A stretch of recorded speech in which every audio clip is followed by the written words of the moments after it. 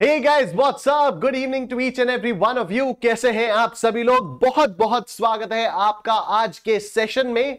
हम लोग आज स्टार्ट करेंगे profits and gains from business और प्रोफेशन। और आप लोग देख सकते हो मेरे पीछे कितना तगड़ा बैकग्राउंड लगाया हुआ है। पूरे के पूरे पीजीबीपी के चैप्टर में बहुत मजा आने वाला है। बहुत ही प्रैक्टिकल चैप्टर है and trust me you gonna rock it. ठीक है, चलो तो ये तो हो गया आपका कि पीजीबीपी में मजा बहुत आएगा। ठीक है, और बहुत ही प्रैक्टिकल चैप्टर है। ठीक है, एग्जाम पॉइंट ऑफ व्यू से अगर देखा जाए तो एग्जाम पॉइंट ऑफ व्यू से भी ये चैप्टर बहुत ज्यादा इंपॉर्टेंट है, क्योंकि आपके क्वेश्चन पेपर में जो पहला क्वेश्चन आता है ना, जो कंपलसरी वाला होता है, वो पीजीबीपी से ही आता है। ठीक है, and this chapter is going to be a base for the chapter computation of income, जो हम लोग बाद में करेंगे।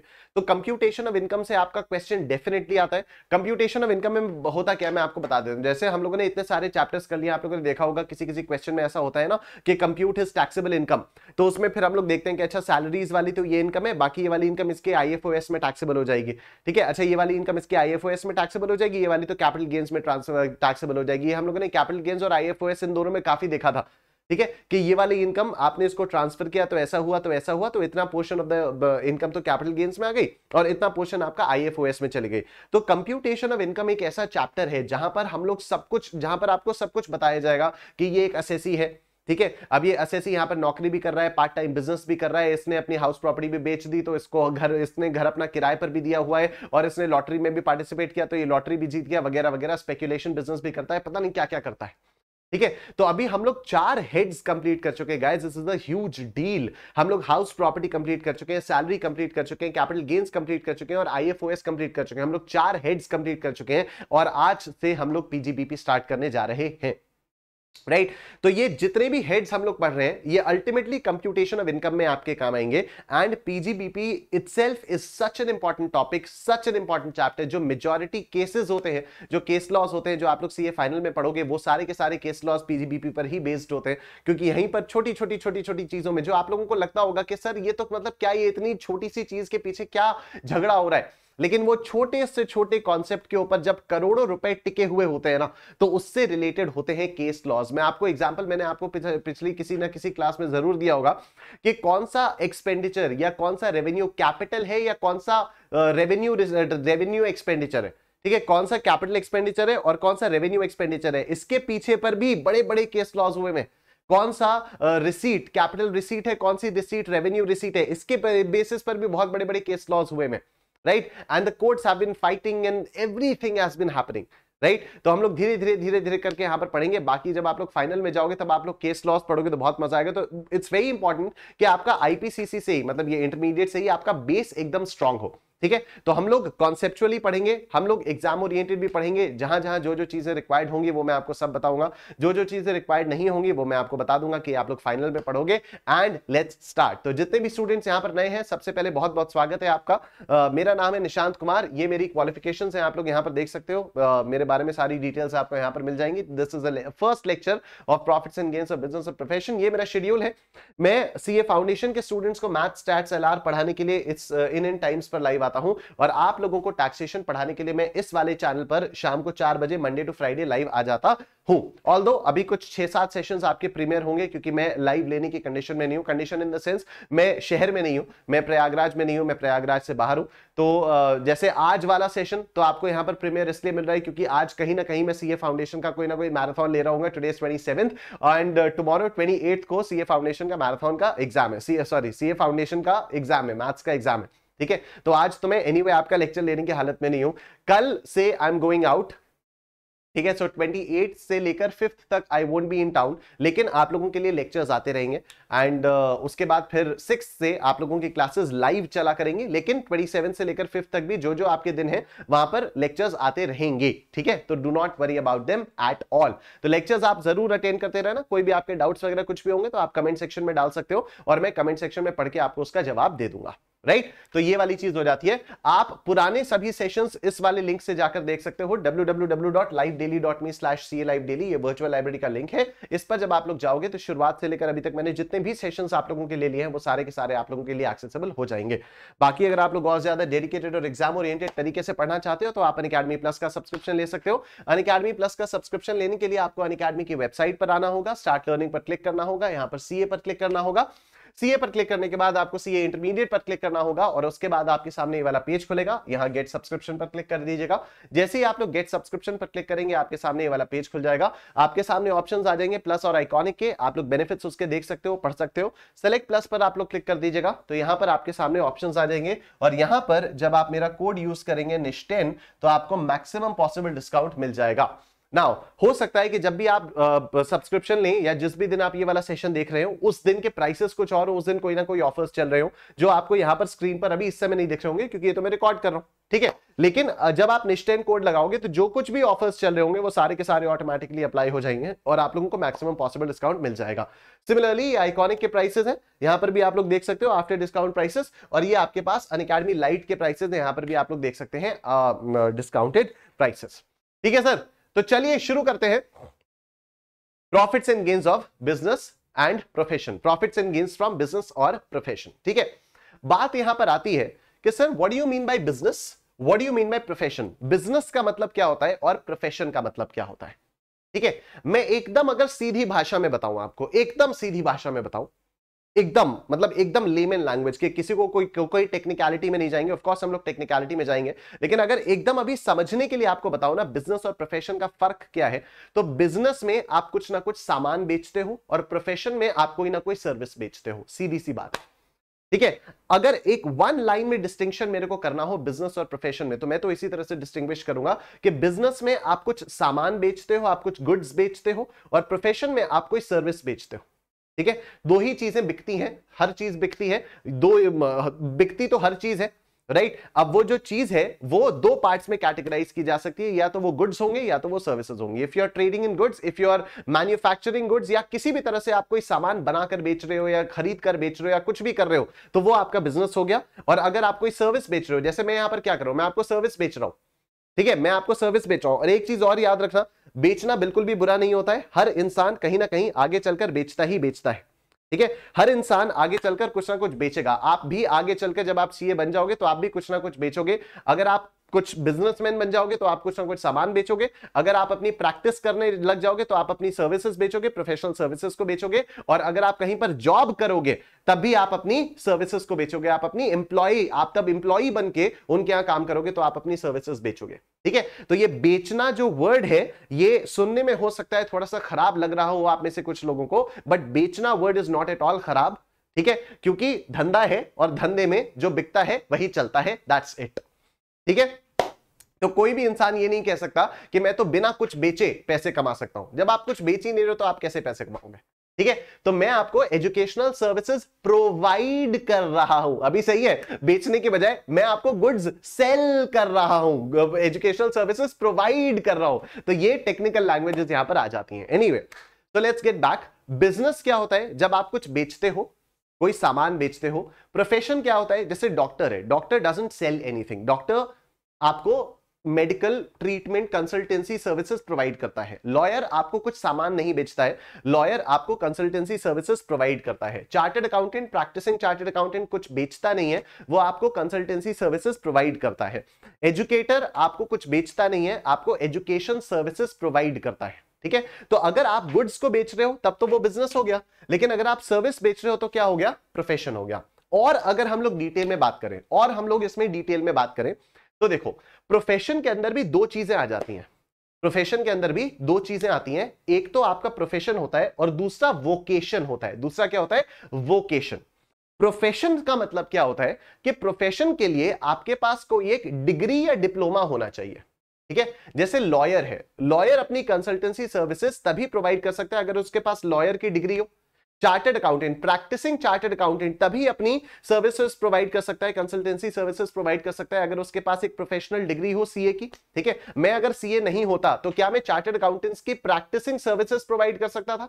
नहीं, बिल्कुल भी नहीं कर सकता था, ठीक है। लेकिन अब एक बात बताओ, मैं यहां पर आपको पढ़ा रहा हूं, ठीक है, मैं यहां पर आपको पढ़ा रहा हूं, मेरे पास पढ़ाने के लिए कोई डिग्री नहीं है, मेरे पास पढ़ाने के लिए कोई डिग्री नहीं है। I do not have any degree which states that yes Nishant Kumar is qualified to teach. No, Nishant Kumar is a qualified chartered accountant, Nishant Kumar is qualified to have a practice, ठीक है, प्रैक्टिस जब निशांत कुमार करेगा तो Nishant Kumar will apply for a certificate of practice और वो ICIC certificate of practice ले लेगा। That will be Nishant Kumar profession. अगर निशांत कुमार एक प्रैक्टिसिंग चार्टर्ड अकाउंटेंट होता तो that would be Nishant Kumar profession. लेकिन यहां पर जो मैं आपको पढ़ा रहा हूं ये क्या है, this is vocation, this is called vocation. ठीक है, Sunny Deol is an actor, Kartik Aaryan is an actor.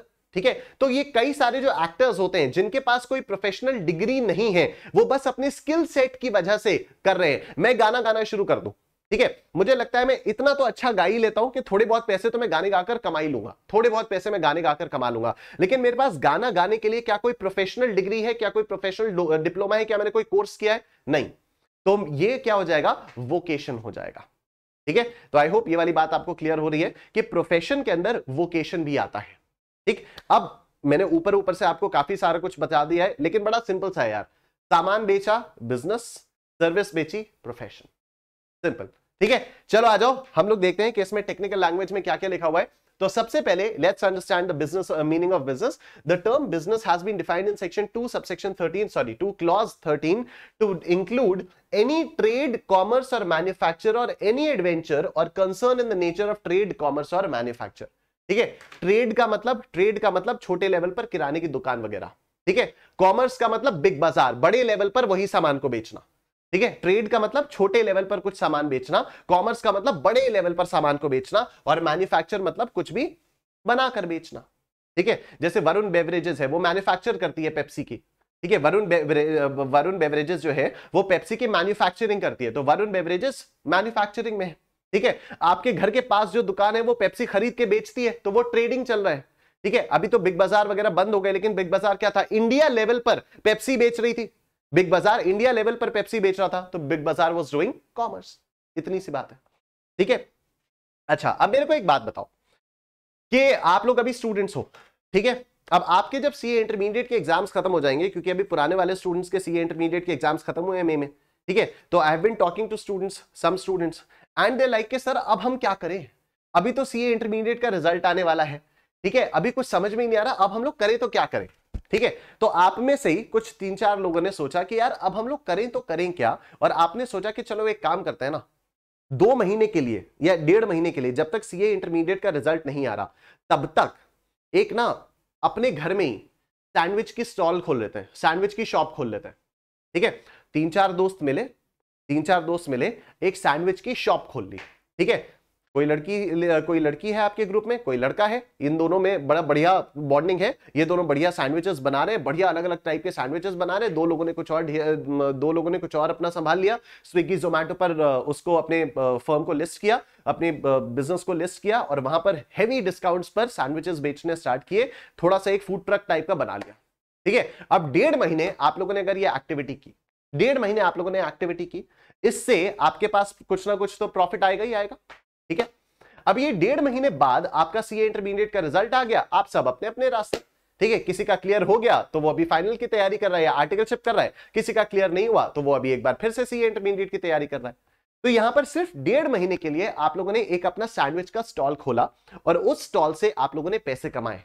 तो क्या इसको भी बिजनेस बोला जाएगा? यस, इसको भी बिजनेस बोल दिया जाएगा। तो चाहे आप पार्ट टाइम के लिए कर रहे हो, चाहे आप एक लिमिटेड पीरियड के लिए कर रहे हो, अगर आप कुछ भी ऐसा कर रहे हो जिसमें आप सामान बेच रहे हो, कोई भी activity in the nature of trade, commerce और मैन्युफैक्चर, कोई भी activity in the nature of trade, commerce और मैन्युफैक्चर अगर होगी तो वो आपका बिजनेस में आ जाएगा। तो यही लिखा है, business necessarily means a continuous exercise of an activity. Business necessarily means a continuous exercise of an activity, मतलब वो चलती रहना चाहिए। However, nevertheless, profit from a single venture in the nature of trade may also be treated as business. तो profit from a single venture in the nature of trade। ठीक है, पहले तो इसने क्या बोला, पहले इसने बोला कि अगर आपने एक सैंडविच शॉप खोली है तो वो आपकी चलती रहनी चाहिए, कंटिन्यूअस एक्सरसाइज उसकी होनी चाहिए। ठीक है, लेकिन कभी इंटेंशन ही नहीं था वो कंटिन्यूअस एक्सरसाइज वाला। ठीक है, तो वही उसने बोला है कि नेवरदलेस, फिर भी अगर आपका एक वेंचर से भी, एक सिंगल वेंचर से भी आपका कुछ ना कुछ प्रॉफिट निकल कर आता है तो उसको भी बिजनेस माना जा सकता है। आप लोग इसका स्क्रीनशॉट ले लीजिए। डन, चलो आ जाओ, अब बात करते हैं प्रोफेशन की। तो the term profession includes vocation. एक बात मैं आपको बता देता हूं, चलो यहां पर दिखाई देता हूं। The term profession has not been defined in the act. ठीक है, ये इनकम टैक्स एक्ट में डिफाइन ही नहीं किया हुआ है। It means an occupation requiring some degree और learning. The term profession includes vocation as well. तो यही चीज मैंने अभी आप लोगों को बताई कि प्रोफेशन इनकम टैक्स एक्ट में तो डिफाइन नहीं किया हुआ है, लेकिन इसका मतलब क्या है? It means an occupation requiring some degree of learning. ठीक है, कोई आपके पास डिग्री हो, उससे अगर उसके बेसिस पर आप कोई भी ऑक्यूपेशन कर रहे हो तो that is known as profession. लेकिन the term profession includes vocation as well, ये सेक्शन 236 कहता है। आइए आगे देखते हैं। Thus, a painter, sculptor, author, auditor, lawyer, doctor, and architect, and even an astrologer are persons who are said to be carrying on a profession but not business. ठीक है, I hope आपको distinction मोटा मोटा समझ में आ रहा है। सामान बेचो बिजनेस, सर्विस बेचो प्रोफेशन, बस सीधी सी बात है। ठीक है, however it is not material whether person is carrying on a business or profession or vocation, since for the purposes of assessment profits from all these sources are treated and taxed alike.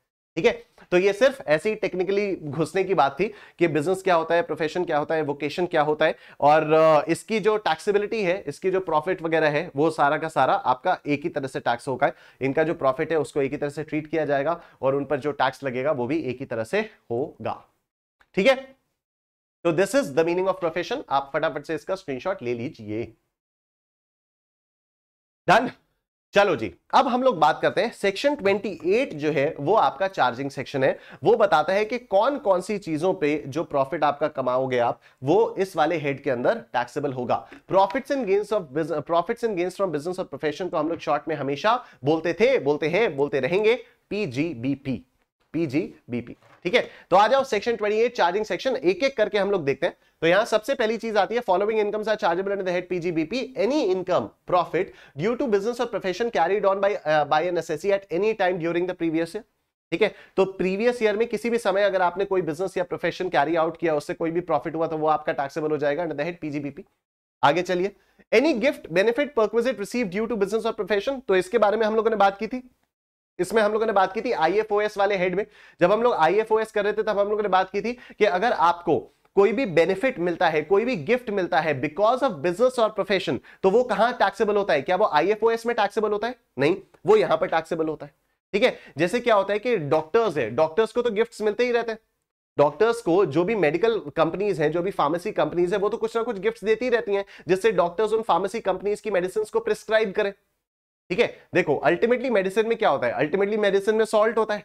ठीक है, तो वो salt को, जो salt का एक proper mixture है, वो अलग अलग नामों से अलग अलग मेडिकल कंपनीज बनाती रहती हैं।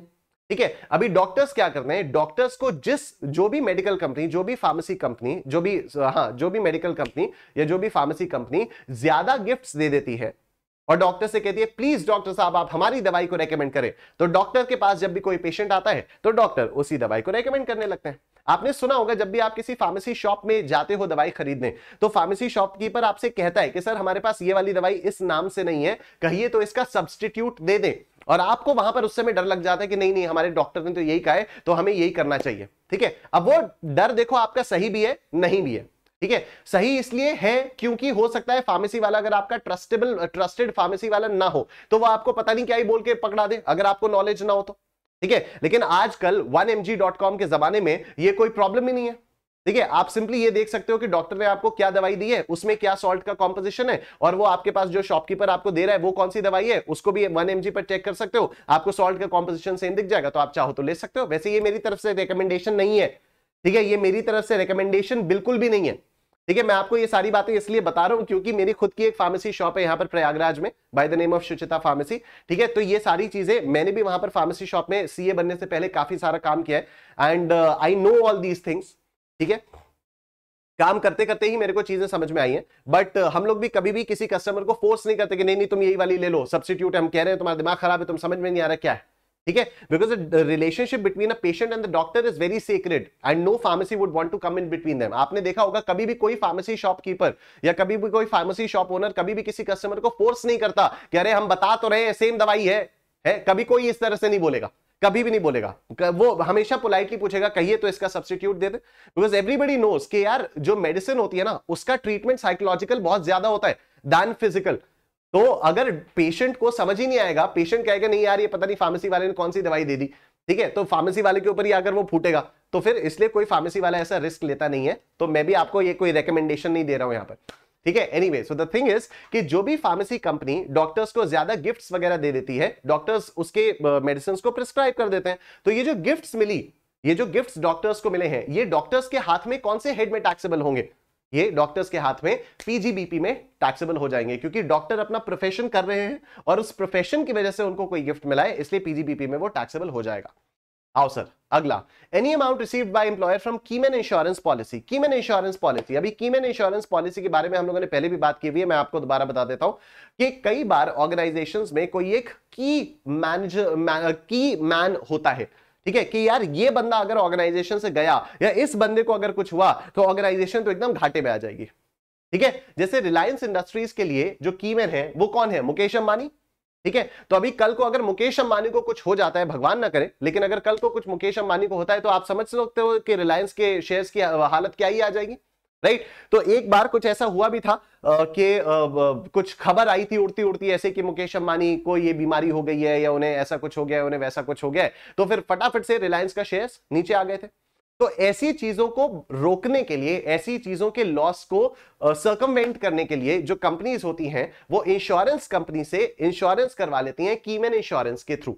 ठीक है, तो अभी इसमें क्या होता है कि अगर मान लो कीमैन के जाने की वजह से या कीमैन कोई छोड़ के ही चला जाए कंपनी को, ठीक है, तो कीमैन के जाने की वजह से अगर कंपनी को कोई भी लॉस होता है तो उस लॉस को रिकवर कर देती है कौन? Insurance company.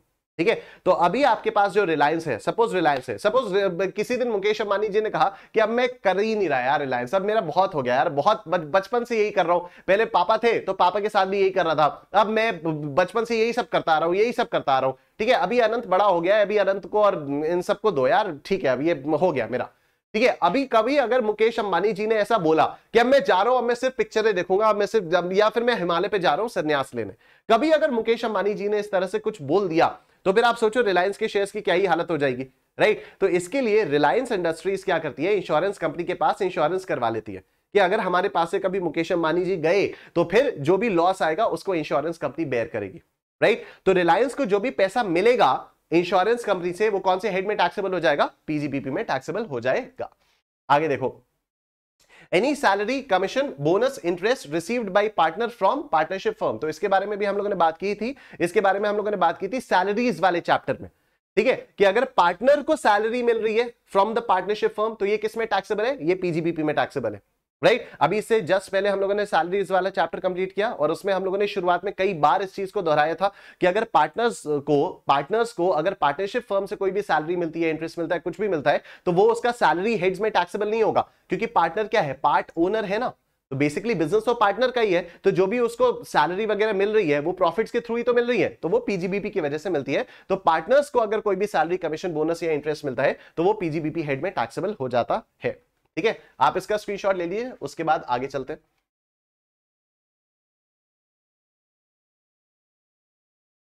डन, चलो आ जाओ नेक्स्ट, नॉन कंपीट फीस। अब सर ये नॉन कंपीट फीस क्या होता है? ठीक है, सपोज कल को चलकर आप सीए बन गए, बड़ा प्यारा सा एग्जांपल है, ठीक है, और सालों से मैं यही वाला एग्जांपल देता रहा हूं। तो सपोज आप सीए बन गए कल चल के, ठीक है, आप मुझसे मिलने आए, मैंने कहा अरे वाह आगे क्या प्लान है? तो आपने कहा सर पढ़ाऊंगा मैं। ठीक है, अभी कुछ दिन पहले हुआ ऐसा, कल या परसों प्लस की क्लास चल रही थी, सीए फाउंडेशन की मैथ्स की क्लास चल रही थी, और उसमें वो रेज अ हैंड वाला फीचर होता है ना, तो क्लास के बाद 5-10 मिनट में ऐसे ही स्टूडेंट से बात करता हूं जस्ट टू नो कि कैसा चल रहा है, बढ़िया चल रहा है। तो एक स्टूडेंट से मेरी बात हुई, कहता है कि सर आपका टीचिंग प्रोफेशन देख के मैं बड़ा इंस्पायर हो गया हूं, मेरा भी मन है कि मैं टीचिंग में आऊं। ठीक है, और ये सच्ची घटना है, अभी 2-3 दिन पहले ही हुई है ये, राइट। मैंने कहा बड़ी अच्छी बात है। तो कहता है सर टीचर बनने के लिए मैं क्या करूं? मैंने कहा सबसे पहले तो सीए कंप्लीट करो, क्योंकि अगर आप सीए कंप्लीट नहीं करोगे तो आप उस लेवल के आपको शायद सक्सेस ना मिल पाए, वैसे मिल तो जाएगी, सूनर और लेटर आपको मिल जाएगी, बिकॉज एवरीबडी विल सी ना कि how you teach, irrespective of your degree और क्वालिफिकेशन, एवरीबडी विल नो ना हाउ यू टीच। अभी अगर मान लो मैं सीए नहीं होता लेकिन मैं मैथ्स ऐसे ही पढ़ा रहा होता, मैं टैक्स ऐसे ही पढ़ा रहा होता, तब मैं इस मुकाम पर तो पहुंच ही जाता ना जिस मुकाम पर आज हूं, सिर्फ डिग्री की वजह से थोड़ी है, राइट। तो फिर अभी क्या होता है कि कई साल तो उस स्टूडेंट ने मुझसे कहा कि सर मैं तो टीचर बनूंगा, राइट। अब आज तो कल परसों में जब भी बात हुई थी, 3-4 दिन पहले की बात थी, मैंने कहा चल ठीक है कोई बात नहीं, बहुत ही अच्छी बात है भाई, पहले तो सीए बन जा, उसके बाद कर ले, उसके बाद मतलब उसके बाद टीचिंग में आ जा। ठीक है, अब भाई साहब सपोज 4-5 साल बाद वो लड़का मेरे पास आता है कि सर मैं सीए बन गया हूं और अब मैं टीचिंग में जाना चाहता हूं। मैंने कहा ठीक है भाई, ठीक है जा टीचिंग में, क्या करेगा फिर, कौन सा सब्जेक्ट पढ़ाएगा? कहते हैं सर मैं सीए फाउंडेशन को मैथ, स्टैट्स, एलआर पढ़ाऊंगा। ठीक है, आपने जो पढ़ाया था सर वो मेरे को अभी तक याद है, नोट्स मेरे प्रॉपर्ली बने हुए हैं, रिवीजन में लगातार करता आ रहा था, इंटरमीडिएट और फाइनल में भी मैं मैथ स्टैट्स एलआर का रिवीजन करता आ रहा था, जिससे मेरे को पढ़ाने में आसानी हो। ठीक है, अब भाई साहब मेरी तो हालत खराब, मुझे क्या लगेगा, मुझे लगेगा ये बंदा मेरी टीचिंग्स लेकर, मेरे नोट्स लेकर, मेरा कंटेंट लेकर अब अपना नाम बना लेगा। ठीक है, और मेरे से तो यंग है, मेरे से तो यंग है, तो जितना यंग टीचर उतना ज्यादा पॉपुलर, कुछ और नई नई इनोवेशंस करेगा, ये मेरे से बेहतर पढ़ा लेगा। मुझे डर लग गया। अब जैसे ही मुझे डर लगेगा, मैं उससे कहूंगा सुन तू ये ले 20 लाख रुपए, जितना पैसा ले रहा है तेरे को तू ले ले, तू ये वाला सब्जेक्ट मत पढ़ा, तू ये वाला सब्जेक्ट मत पढ़ा। मैं उससे कहूंगा तू पैसे ले ले मेरे से, पर तू ये वाला सब्जेक्ट मत पढ़ा। ठीक है, तो अब मैं उसको किस बात के पैसे दे रहा हूं, कंपटीशन ना करने के मैं उसको पैसे दे रहा हूं। तो उस लड़के के हाथ में जो पैसा आएगा, उस लड़के के हाथ में जो ये पैसा आएगा, वो टैक्सेबल होगा under the head PGBP, non compete fees. वैसे मैं ऐसा करता नहीं हूं, मेरा ये मानना है, ऑनेस्टली बता रहा हूं, मेरा ये मानना है कि जितने भी टीचर्स हो कोई दिक्कत वाली बात नहीं है, सेम सब्जेक्ट्स पढ़ाने वाले हो कोई दिक्कत वाली बात नहीं है, जो अच्छा पढ़ाएगा वही रहेगा, जो नहीं पढ़ाएगा वो जाएगा। ठीक है, और एक बात और, मैं बहुत ही फर्म बिलीवर हूं कि ऐसा भी नहीं है कि मैं चाहे कितना अच्छा टैक्स पढ़ा लूं तो पूरे इंडिया का बच्चा बस मेरे ही पास आ जाएगा, मैं चाहे कितना अच्छा मैथ्स पढ़ा लूं तो पूरे इंडिया का बच्चा मेरे पास आ जाएगा। ठीक है, ऐसा बिल्कुल भी नहीं होता है, ऐसा कभी भी नहीं होता है। तो ये मैं आप लोगों को एक लाइफ का लेसन दे रहा हूं इनफैक्ट, कि you can not please everybody, you can not please everybody. ठीक है, कभी कभी मैं क्लास में गाना वाना गा देता हूं ना, तो उसको लेकर कई सारे स्टूडेंट्स बहुत खुश हो जाते हैं, मैक्सिमम स्टूडेंट्स बहुत खुश हो जाते हैं कि अरे वाह सर मजा आ गया, थोड़ा सा मूड फ्रेश हो गया एंड ऑल। ठीक है, कई सारे स्टूडेंट्स उसमें मेरे को हेट कमेंट्स भी देते हैं कि बस यही सब करते रहो, पढ़ाते पढ़ाते तो हो नहीं, यही सब करते हो, बहुत कुछ आता है। ठीक है, तो you can not please everybody, तो कभी भी इस चीज का लोड अपने दिमाग में मत रहना कि मैं सबको खुश कर दूंगा। ठीक है, anyway, so non compete fees आपको समझ में आ गया होगा कि क्या चीज है। उसके बाद any compensation received for termination और मॉडिफिकेशन ऑफ बिजनेस कॉन्ट्रैक्ट। मेरा किसी कंपनी के साथ कॉन्ट्रैक्ट हुआ है, ठीक है, मेरे को मैकडॉनल्ड्स बहुत पसंद है, मेरे को मैकडॉनल्ड्स बहुत पसंद है, मेरे को मैकडॉनल्ड्स का बर्गर बहुत पसंद है, और मैंने वो मूवी भी देखी हुई है द फाउंडर, और द फाउंडर मैं तो रेकमेंड करता हूं कि आप सबको देखनी चाहिए, बड़ा मजा आएगा उसको, जब भी आपके पास टाइम मिले तो वो मूवी देखेगा the founder. I think it came in 2016 और 18, आई गेस 18 या 17 में कुछ ऐसी आई थी पिक्चर, तो बड़ी अच्छी पिक्चर लगी मेरे को, और मुझे पहले से ही मैकडॉनल्ड्स बहुत पसंद था, फाउंडर देखने के बाद मुझे मैकडॉनल्ड्स और ज्यादा अच्छा लगने लग गया। ठीक, अब मैंने जो है, मैंने सोचा कि यार मैं पढ़ा तो रही हूं यहां पर, बढ़िया अपना अच्छा खासा चल रहा है, मैं साथ साथ एक ना मैकडॉनल्ड्स की फ्रेंचाइजी ले लेता हूं, मैं मैकडॉनल्ड्स की फ्रेंचाइजी ले लेता हूं, जहां पर मैं रहता हूं यहां पर बालसन चौराहे के पास, बालसन चौराहे के पास कोई मैकडॉनल्ड्स का स्टोर ही नहीं है, सिविलाइंस जाना पड़ता है। ठीक है, और पूरे इलाहाबाद में एक ही स्टोर है, सिविलाइंस पूरे इलाहाबाद में मैकडॉनल्ड्स एक ही है, there is only one McDonald's. अरे कितनी अच्छी अच्छी लोकेलिटीज है यार, अशोक नगर है, कटरा है, कर्नल, खैर कटरा कर्नलगंज में तो मैकडॉनल्ड्स खाने वाले नहीं होंगे, लेकिन ये बालसन चौराहे यहां पर तो सागर रत्ना भी खुल गया। ठीक है, बालसन चौराहे के पास तो सागर रत्ना भी खुल गया है, तो यहां पर तो मैकडॉनल्ड्स खुलना चाहिए, राइट। तो अभी मैंने सोचा कि मैं मैकडॉनल्ड्स की फ्रेंचाइजी ले लेता हूं, कि क्यों पूरे शहर में, पूरे प्रयागराज में सिर्फ एक जगह मैकडॉनल्ड्स है, ठीक है, नहीं, तो मैं यहां पर भी एक मैकडॉनल्ड्स खोलूंगा। मैंने मैकडॉनल्ड्स की फ्रेंचाइजी ली और मैंने यहां पर खोल लिया, और टर्म्स एंड कंडीशंस में एग्रीमेंट हो गया कि जहां पर मेरी दुकान है उससे 5 किलोमीटर के रेडियस के अंदर कोई और मैकडॉनल्ड्स की फ्रेंचाइजी नहीं खुलेगी। ठीक है, समझना बात को, जहां पर मेरा मैकडॉनल्ड्स है, अगर मैकडॉनल्ड्स वाले उसी के बगल में एक और मैकडॉनल्ड्स खुलवा दें, तब तो ये तो गलत हो जाएगा ना यार। ठीक है, मेरा भी वही मैकडॉनल्ड्स, बगल में एक और मैकडॉनल्ड्स, तो अननेसेसरी का हो जाएगा ना, कोई सेंस ही नहीं बनता ना, मतलब कॉमन सेंस लगाओ ना, क्या सेंस बनता है, इधर भी मैकडॉनल्ड्स इधर भी मैकडॉनल्ड्स, ठीक है, बगल बगल दो दुकानें दोनों मैकडॉनल्ड्स, क्या बेवकूफी है ये। ठीक है, तो अग्रीमेंट हुआ कि मेरी दुकान के 5 किलोमीटर के रेडियस में, 5 किलोमीटर के रेडियस में कोई और मैकडॉनल्ड्स नहीं खोलेगा, कोई और मैकडॉनल्ड्स नहीं खोलेगा।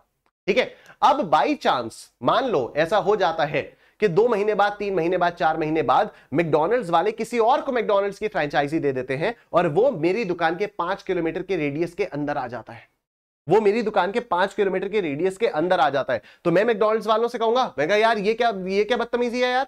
ठीक है, हमारी तो डील हुई थी, हमारा तो अग्रीमेंट था, मैं मैकडॉनल्ड्स वालों से कहूंगा ना, हमारा तो अग्रीमेंट था कि मेरी दुकान के 5 किलोमीटर के रेडियस के अंदर अंदर कोई और मैकडॉनल्ड्स नहीं खुलेगा, यहां पर ये ऐसा कैसे हो रहा है, तुमने दूसरे वाले मैकडॉनल्ड्स को यहीं पर खोलने की परमिशन दी कैसे, तुमने ये परमिशन कैसे दी। ठीक है, तो मैकडॉनल्ड्स वाले मुझसे सॉरी बोलेंगे, मैंने कहा सॉरी से क्या होता है, मेरा तो काफी सारा बिजनेस वहां पर चला जा रहा है। अभी वहां पर उस एरिया के लोग मेरे पास आते थे क्योंकि उनके पास क्लोजेस्ट मैकडॉनल्ड्स में था, अब वो वहां पर चले जा रहे, तो मेरा तो बहुत सारा बिजनेस उधर चला गया। इसमें मैं कुछ इनोवेशन थोड़ी कर सकता हूं कि मैं अपने बर्गर्स को और ज्यादा अच्छा बना दूं या कुछ भी कर दूं, ये तो स्टैंडर्डाइज्ड प्रोसेस है। ठीक है, जो मैकालू टिक्की उधर टेस्ट करेगा वही मैकालू टिक्की तो मेरे पास भी टेस्ट करेगा। तो अगर उन लोगों के पास ज्यादा नजदीक में वो वाला मैकडॉनल्ड्स हो जाएगा तो वो वाले लोग तो उधर ही जाएंगे ना, मेरे पास थोड़ी आएंगे। मैकडॉनल्ड्स वालों ने कहा कि आप कोई बात नहीं, आप टेंशन मत लो, आपका जितना भी बिजनेस का लॉस हो रहा है हम आपको उसका एक लंपसम अमाउंट पे कर देते हैं, हम आपको उसका एक लंपसम अमाउंट पे कर देते हैं। तो अभी ये क्या हुआ, ये एक कॉम्पनसेशन मेरे को मिला। क्यों मिला? क्योंकि कॉन्ट्रैक्ट में थोड़ा सा मॉडिफिकेशन या टर्मिनेशन हो गया था। टर्मिनेशन तो नहीं हुआ था लेकिन मॉडिफिकेशन हो गया था। तो ये कौन से हेड में टैक्सेबल होगा? पीजीबीपी हेड में टैक्सेबल हो जाएगा। आगे चलते, duty drawback, refund of duty या cash compensatory support against export. अब इसके बारे में बात करना, ठीक है। इंडिया में अगर चीजें बनती हैं और उसको विदेश में एक्सपोर्ट किया जाता है, ठीक है, देखो एक बात आपको बता देता हूं, अगर आप विदेश से सामान इंडिया में लाते हो या आप इंडिया से सामान विदेश भेजते हो तो आपको कस्टम्स ड्यूटी देनी पड़ती है और आपको एक्साइज ड्यूटी देनी पड़ती है मैन्युफैक्चरिंग पर, ठीक है। आपको एक्साइज ड्यूटी देनी पड़ती है मैन्युफैक्चरिंग पर। अगर आप कोई भी सामान बनाते हो, अगर आप कोई भी सामान बनाते हो तो आपको एक्साइज ड्यूटी गवर्नमेंट को पे करनी पड़ती है।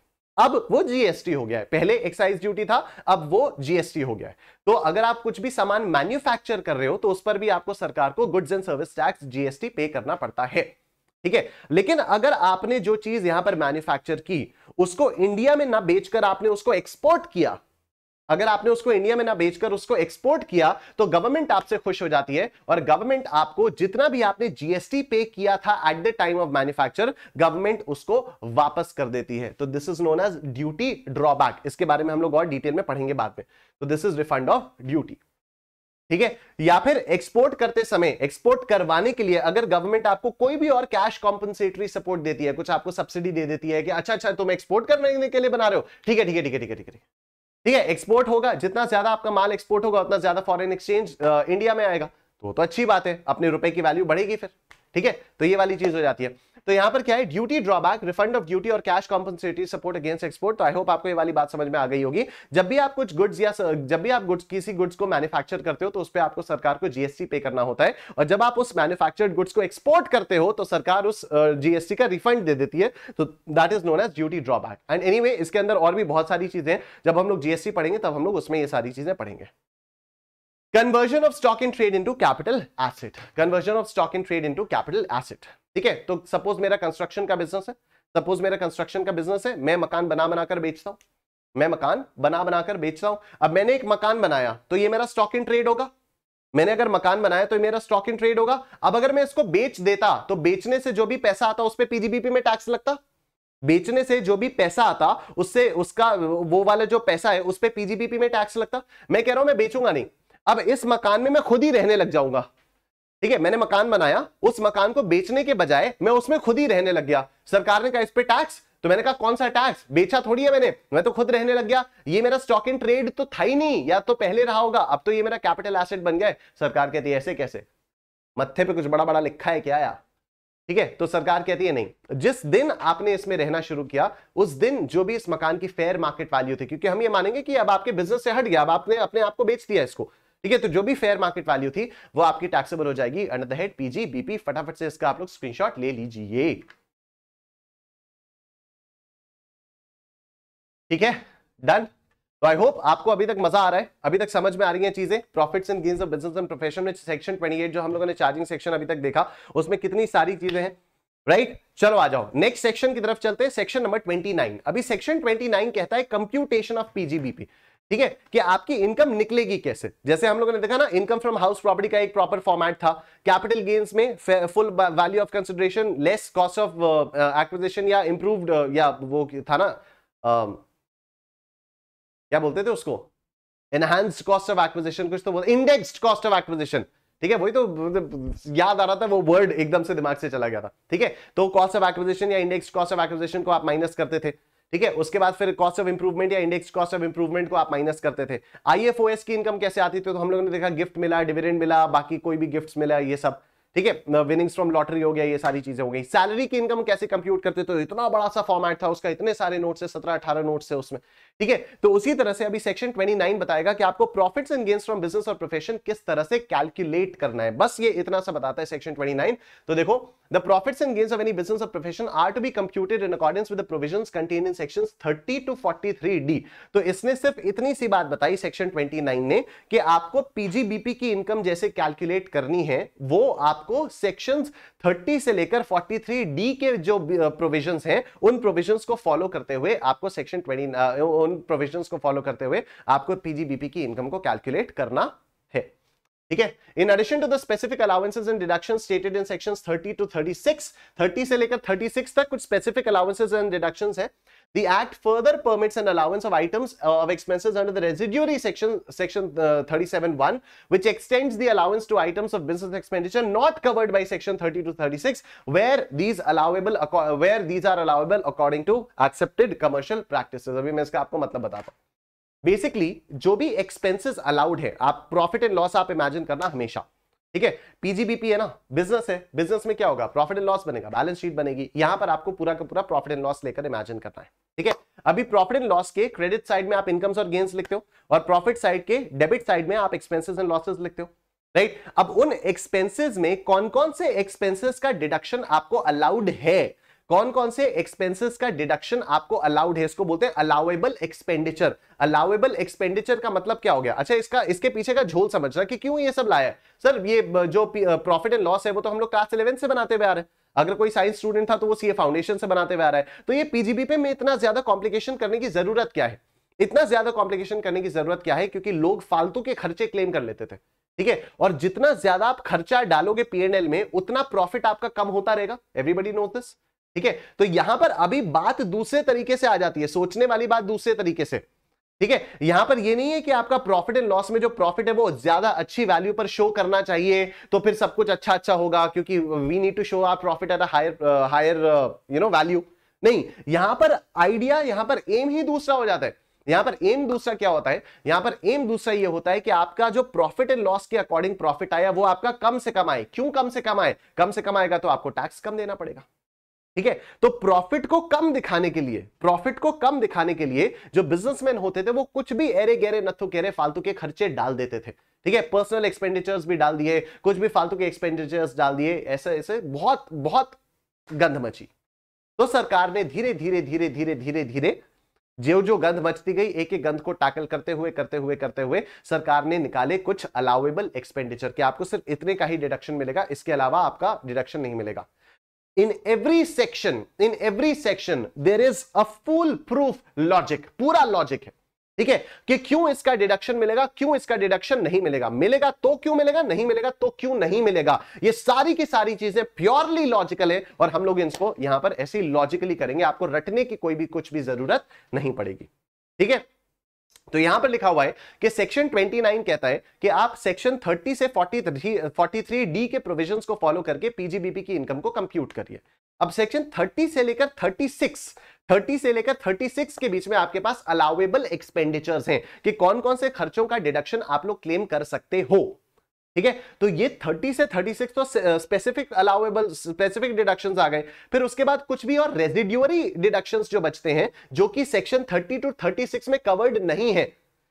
सेक्शन 30 to 36 में अगर कोई डिडक्शन कवर्ड नहीं है तो उसका डिडक्शन आप ले सकते हो क्या? हाँ ले सकते हो, वो सेक्शन 37 सबसेक्शन 1 में ले सकते हो, ठीक है, क्योंकि वो डिडक्शंस अलाउएबल होते हैं according to accepted commercial practices. According to accepted commercial practices. तो अब आप लोग ये वाला पैराग्राफ दोबारा पढ़ो, एक लाइन है वैसे पैराग्राफ जितनी, अब आपको ये वाली लाइन समझ में आएगी।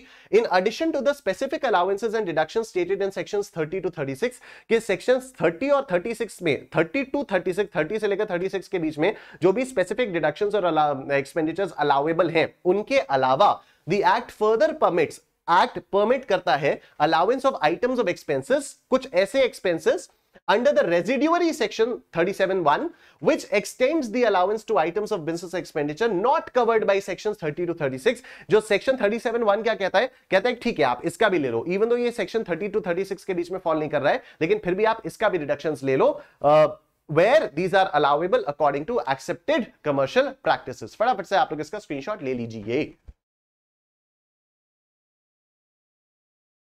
डन, चलो जी आओ सर आगे चलते हैं। Computation of profits and gains from business और प्रोफेशन सेक्शन 29। देखो इसमें क्या क्या चीजें आती हैं। सबसे पहला सेक्शन 30 to 37 एडमिसिबल डिडक्शंस, ठीक है। तो 30 to 36 में स्पेसिफिक वाले, 37 में आ गया बाकी रेजिड्यूरी, तो इन सबको मिला के ये हो गया एडमिसिबल डिडक्शंस। फिर सेक्शन 40 क्या कहता है? सेक्शन 40 कहता है इनएडमिसिबल डिडक्शन। सेक्शन 40 स्पेसिफिकली कह रहा है कि इनका डिडक्शन आप लोग नहीं ले सकते, इनएडमिसिबल डिडक्शंस, ये वाला डिडक्शन आप क्लेम नहीं कर सकते, ठीक है।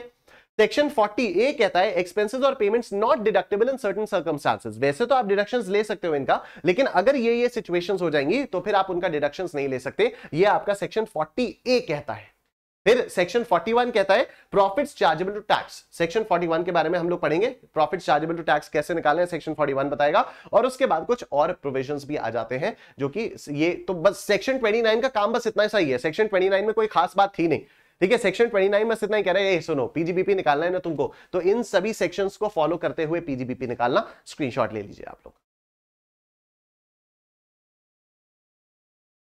डन, चलो आ जाओ। अब हम लोग शुरू करते हैं एक एक करके एक्सपेंडिचर्स को डिस्कस करना, ठीक है। तो सबसे पहला जो हम लोग एक्सपेंडिचर डिस्कस करेंगे वो होगा सेक्शन 30 का, और सेक्शन 30 कहता है rent, rates, taxes, repairs and insurance for buildings. Now each and every word is going to be very very important, लेकिन रटने की कोई जरूरत नहीं है। अभी हम लोग समझाएंगे, हम लोग समझेंगे चीजों को बहुत आराम से, आप लोगों को सारी की सारी चीजें समझ में आएंगी, ठीक है।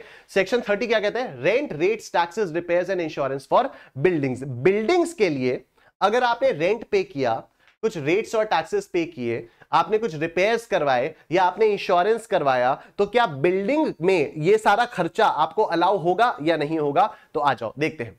डिपेंड करेगा कि आप ओनर हो बिल्डिंग के या आप टेनेंट हो बिल्डिंग के। क्या डिपेंड करेगा? किस पर डिपेंड करेगा? कि आप बिल्डिंग के मालिक हो, आप मकान मालिक हो, या आप मकान के किराए में रहते हो आप, ठीक है। अब कॉमन सेंस से बताना, एकदम कॉमन सेंस से बताना मेरे को, एकदम कॉमन सेंस से।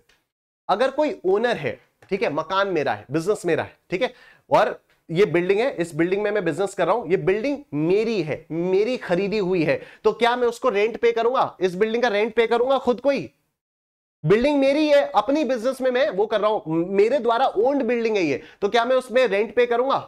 तो if I am the owner of a building, तो am I suppose to pay rent to myself? No, I am not suppose to pay rent to myself. तो क्या ओनर अगर बोले कि नहीं नहीं हमने तो रेंट दिया है, हमने तो रेंट दिया है, हमने तो रेंट दिया है, नॉट अलाउएबल, ठीक है। लेकिन अगर कोई टेनेंट है, सपोज मैं इस वाली बिल्डिंग में अपना बिजनेस कर रहा हूं, ठीक है, और ये बिल्डिंग मेरे नाम पर नहीं है, ये बिल्डिंग किराए पर मैंने ली हुई है, तो मैं इसका किराया दे रहा हूं। अब ये बिल्डिंग का किराया मैं क्यों दे रहा हूं? अपना बिजनेस चलाने के लिए किराया दे रहा हूं, तो लॉजिकल है कि इसका किराए का डिडक्शन मुझे मिलना चाहिए कि नहीं मिलना चाहिए? बिल्कुल मिलना चाहिए, ठीक है। मैं अगर बिल्डिंग लेकर अपना बिजनेस कर रहा हूं और ये बिल्डिंग का किराया क्यों जा रहा है? क्योंकि मैं बिजनेस कर रहा हूं, तो फिर क्या इसका डिडक्शन मुझे मिलना चाहिए? बिल्कुल मिलना चाहिए, ठीक है।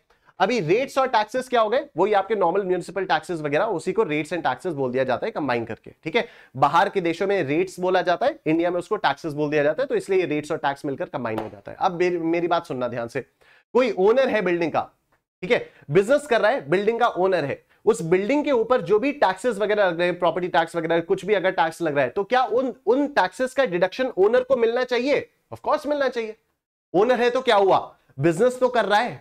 लॉजिकली सोचना, एकदम एकदम लॉजिकली। आप अपने आप को बिजनेसमैन सोचो, आप सोचो कि आप बिजनेसमैन हो, ठीक है। अगर आपने ये सोच लिया ना, आप अगर बिजनेसमैन हो, तो फिर आपके दिमाग में सारी की सारी चीजें आएंगी। हाँ, लेकिन अपना फ्रॉड्यूलेंट दिमाग मत लगाना, फ्रॉड्यूलेंट दिमाग बिल्कुल मत लगाना। एथिकली अगर आप बिजनेस कर रहे हो तो सोचना कि क्या डिडक्शंस आप क्लेम कर सकते हो और क्या डिडक्शंस आप क्लेम नहीं कर सकते हो। अगर आपने अपने आप को एक बिजनेसमैन के शूज में डाला ना, तो आपको ये चैप्टर बहुत आराम से समझ में आता जाएगा, ठीक है। तो देखो, रेट्स और टैक्सेस, आप ओनर हो, आप ओनर हो, बिल्डिंग के ओनर हो, आप ओनर की हैसियत से बिल्डिंग में अपना बिजनेस कर रहे हो और आप बिल्डिंग के अगेंस्ट कुछ ना कुछ रेट्स और टैक्सेस पे कर रहे हो, तो आपका खर्चा तो हो ही रहा है ना बिजनेस की वजह से, राइट? तो आपको रिडक्शन मिल जाएगा। एंड सिमिलरली मैं टेनेंट हूं, मैं किराए पर लेके बिल्डिंग कर रहा हूं, तो मैंने ये बिल्डिंग को किराए पर लिया हुआ है और फिर मैं यहां पर बिजनेस अपना कर रहा हूं, और ये जो रेट्स एंड टैक्सेस है ये मैं पे कर रहा हूं, तो क्या मुझे इसका खर्चा मिलना चाहिए? बिल्कुल मिलना चाहिए, बिल्कुल मिलना चाहिए, ठीक है। अच्छा, अगर मैंने बिल्डिंग का इंश्योरेंस कराया है तो इंश्योरेंस प्रीमियम देना होगा मुझे, ठीक है। अगर बिल्डिंग का इंश्योरेंस कराया तो इंश्योरेंस प्रीमियम देना होगा। आप ओनर हो, आप भी तो बिजनेस, अगर आपने बिल्डिंग का वो करवाया हुआ है, इंश्योरेंस कराया, तो आप प्रीमियम दे रहे हो उसका, ठीक है। तो वो प्रीमियम आपका अलाउएबल होना चाहिए कि नहीं होना चाहिए? बिल्कुल होना चाहिए। आप बिल्डिंग के ओनर हो, पैसा तो दे रहे हो ना। देखो अभी तक क्या हुआ, रेंट में तो आप पैसा ही नहीं दे रहे थे, आप ओनर थे बिल्डिंग का, आप अपने आप को पैसा थोड़ी दे रहे थे रेंट, तो कैसे आप इसका एक्सपेंडिचर क्लेम कर सकते हो? लेकिन अगर आप बिल्डिंग के ओनर हो तो आप रेट्स और टैक्सेस तो पे कर रहे हो, बिजनेस की वजह से पे कर रहे हो, अलाउएबल डिडक्शन। रिपेयर्स के बारे में अभी बाद में बात करते हैं। इंश्योरेंस अगर है तो आप इंश्योरेंस प्रीमियम पे कर रहे हो, अलाउएबल एज डिडक्शन। और अगर मैं टेनेंट, मैं किराए पर लेने के बाद में ये सारे खर्चे पे कर रहा हूं, अलाउएबल एज डिडक्शन। ठीक है, बिल्कुल अलाउएबल है। अच्छा, अब बात करते हैं रिपेयर्स के बारे में। अब रिपेयर्स जो है ना, आपकी दो तरह की रिपेयर्स होती हैं, एक होती है रेवेन्यू रिपेयर्स, एक होती है कैपिटल रिपेयर्स। ठीक है, अब ये आपने पढ़ा होगा अकाउंट्स में, 11th में आप लोगों ने पढ़ा होगा। एक होता है कैपिटल एक्सपेंडिचर, एक होता है रेवेन्यू एक्सपेंडिचर। ठीक है, अब आ जाओ इसका मतलब समझते हैं। रेवेन्यू एक्सपेंडिचर कौन सा एक्सपेंडिचर होता है? जहां पर आपको एक्सपेंडिचर का बेनिफिट साल भर के अंदर अंदर मिल जाता है। ठीक है, जहां पर आपको एक्सपेंडिचर का बेनिफिट साल भर के अंदर अंदर मिलके खत्म हो जाता है, तो that is your revenue expenditure. और जहां पर आपका बेनिफिट साल भर से ज्यादा के लिए चलता है, that is your capital expenditure. Everybody knows this. ठीक है, मैं यहां पर अपने क्लासरूम के लिए, अगर सपोज ये सामने वाली ट्यूबलाइट है वो फ्यूज हो जाती है, ठीक है, सामने वाली ट्यूबलाइट फ्यूज हो जाती है, तो मैं उसको ठीक करवाता हूं। चलो ये वाला एग्जांपल अभी बाद में देते हैं। मैं अपने यहां पर क्लासरूम के लिए एक नया एसी खरीद कर लाया, तो ये क्या हो गया? नया एसी, इसका बेनिफिट मुझे 1 साल से ज्यादा के लिए मिलेगा, कैपिटल एक्सपेंडिचर। ठीक है, अभी एसी खराब हो गया, ये एसी खराब हो गया, ठीक है, इसमें से पानी गिरने लग गया, तो इसको मैं अगर रिपेयर करवाऊंगा, तो ये क्या हो जाएगा? This will be my revenue expenditure. ठीक है, आगे चलते हैं और इसको डिटेल में समझते हैं और थोड़ा सा डीप में समझते हैं। अगर किसी भी रिपेयर से उस एसेट की कैपेसिटी मेंटेन हो रही है तो उसको रेवेन्यू रिपेयर्स बोलते हैं। याद आ रहा है, बचपन में पढ़ा था। रेवेन्यू एक्सपेंडिचर, अगर किसी भी एक्सपेंडिचर से एसेट की जो कैपेसिटी है वो मेंटेन हो रही है तो उसको हम लोग क्या बोलते हैं? उसको हम लोग रेवेन्यू एक्सपेंडिचर बोलते हैं। और अगर किसी भी रिपेयर से आपके एसेट की वैल्यू एनहांस हो रही है तो उसको हम लोग कैपिटल एक्सपेंडिचर बोलते हैं। ठीक है, मैं जब अकाउंट्स पढ़ाता था तो मैं इसको कैसे पढ़ाता था? मैं एक एग्जांपल लेता था कि सपोज मेरा बुक शॉप है, ठीक है, मेरा किताबों की दुकान का बिजनेस है। अब किताबों की दुकान में किताबें रखने के लिए मेरे को रैक चाहिए। ठीक है, एक रैक चाहिए लकड़ी का, मैंने एक रैक खरीदा, राइट। अब लकड़ी के रैक पर मैं किताबें लगा रहा हूं, राइट। एक बार कोई एक रैक टूट गया, लकड़ी का रैक टूट गया, तो मैंने कारपेंटर को बुलाकर उसको रिपेयर करवा दिया। अब जब कारपेंटर उसको रिपेयर करेगा तो क्या ये रैक की कैपेसिटी को एनहांस कर रहा है या रैक की कैपेसिटी को मेंटेन कर रहा है? ठीक है, तो ये क्या हो जाएगा? रेवेन्यू एक्सपेंडिचर हो जाएगा, रेवेन्यू रिपेयर्स हो जाएंगे। लेकिन अगर मैं किसी कारपेंटर को बुला के कहता हूं कि यार इसके ऊपर ना तो 2 शेल्व्स और बना दे, तो अभी 2 शेल्व्स अगर और बना दिए, हुआ तो रिपेयर, कोई नया एसेट थोड़ी आया, लेकिन ये रिपेयर कौन सा हुआ? ये रिपेयर कैपिटल एक्सपेंडिचर हो गया, क्योंकि अब इसकी कैपेसिटी एनहांस हो गई है। तो आई होप आपको समझ में आ रहा है the difference between capital expenditure and revenue expenditure. तो अगर किसी भी एसेट में, जैसे ये बिल्डिंग के बारे में बात हो रही है, अगर बिल्डिंग में कुछ, जैसे किसी ने कोई आया, ठीक है, कोई बड़ा सा एसेट लेकर आया, दरवाजे पर पड़ा, दरवाजा टूट के नीचे गिर गया। ठीक है, बड़ी सी मशीन आई, दरवाजा टूटकर नीचे गिर गया। अब वो दरवाजा जब टूटकर नीचे गिरा तो उस दरवाजे को ठीक करवाना पड़ेगा, रेवेन्यू रिपेयर्स। ठीक है, कैपेसिटी मेंटेन हुई ना बिल्डिंग की। लेकिन अभी आपका मन कर रहा है कि नहीं यार, एक काम करते हैं, दीवार को खसका के वो बाजू वाला कमरा अंदर ले लेते हैं और उसको एकदम बाथटब वेटटब सॉलिड एकदम बनाते हैं, एकदम मुन्ना भाई वहां फिर। ठीक है, तो अगर ऐसा कुछ हो रहा है तो फिर क्या हो रहा है? ये आपका कैपिटल एक्सपेंडिचर हो गया, कैपिटल रिपेयर्स हो गया। ठीक है, because you are creating an extension in the building, that is enhancing the capacity of a building. ठीक है, चलो जी, तो ये हो गया आपका। अब इसमें आ जाओ, देखते हैं क्या क्या दिया हुआ है।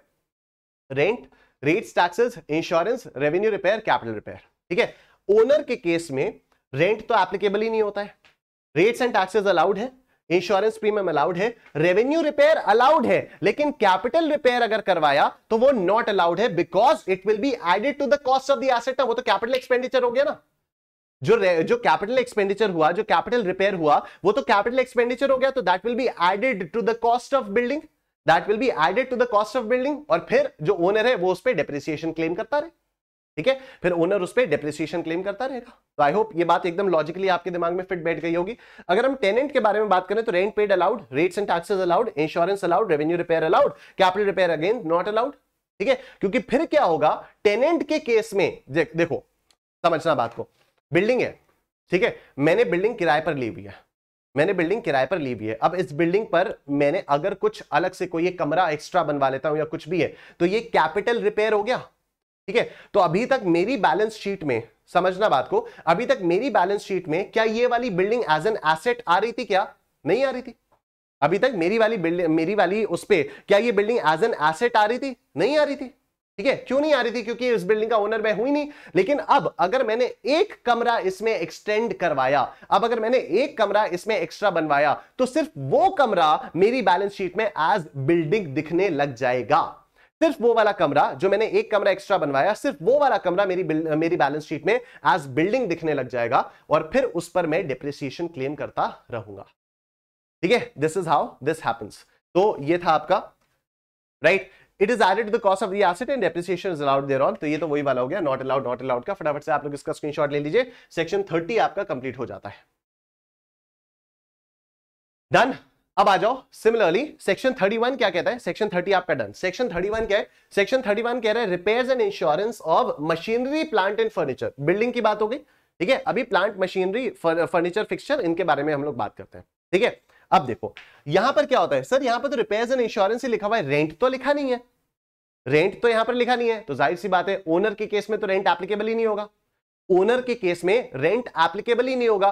टेनेंट के केस में अगर ये प्लांट एंड मशीनरी, फर्नीचर वगैरह कुछ है, टेनेंट के केस में अगर ये प्लांट एंड मशीनरी, फर्नीचर वगैरह कुछ है, तो क्या उसका डिडक्शन, उस पे अगर आप कुछ किराया दे रहे हो, रेंट दे रहे हो, तो आपको उसका डिडक्शन मिलना चाहिए कि नहीं मिलना चाहिए? बिल्कुल मिलना चाहिए। लेकिन वो सेक्शन 31 में नहीं मिलता है, वो आपको सेक्शन 37(1) में मिलता है। अभी आपको बात समझ में आ रही है? जो थोड़ी देर पहले हम लोगों ने देखा था कि जो खर्चे सेक्शन 30 से 36 में नहीं मेंशन्ड हैं, उनको 37 दे रहा है कि यार ठीक है तुम टेंशन मत लो। ऐसी कितनी सारी चीजें हम सोच सोच के अलग अलग सेक्शंस बनाएंगे। ठीक है, ऐसी कितनी सारी चीजें सोच सोच के हम लोग अलग अलग सेक्शंस बनाएंगे हर डिडक्शन के। 30 to 36 बना दिए, कुछ कुछ मेजर इश्यूज थे उनको 30 to 36 के अंदर हैंडल कर लिया। उसके अलावा अगर कोई भी और आपका कमर्शियली एक्सेप्टेड प्रैक्टिसेस की वजह से आपको डिडक्शन अलाउेबल होना चाहिए, तो सेक्शन 37 कह रहा है मैं खड़ा हूं यहां पर।